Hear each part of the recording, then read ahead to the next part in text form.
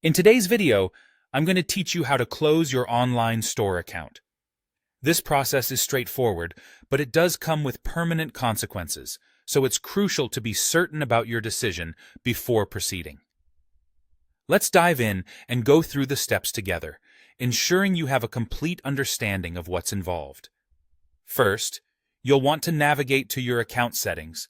This area is essentially the control center of your online store, where you can manage your subscriptions, profile settings, and security options.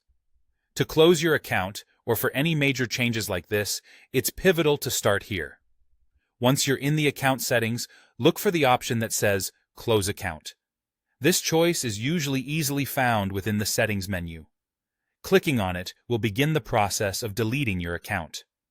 Now, this is a crucial moment.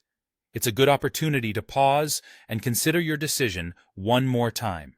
Closing your account means deleting your store and everything in it forever.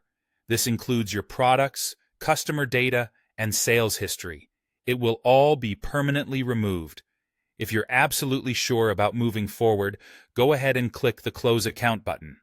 If you're currently on a paid plan, there's important information to keep in mind regarding your subscription. Closing the account triggers the automatic expiration of your subscription at the start of your next billing cycle. This means there are no additional procedural hoops to jump through when it comes to your subscription. It will simply not renew, and you will not be billed beyond your current cycle. However, this is an excellent time to ensure all your accounts and finances linked to the store are settled and without pending balances. Finally, you'll need to confirm that you truly want to close the account.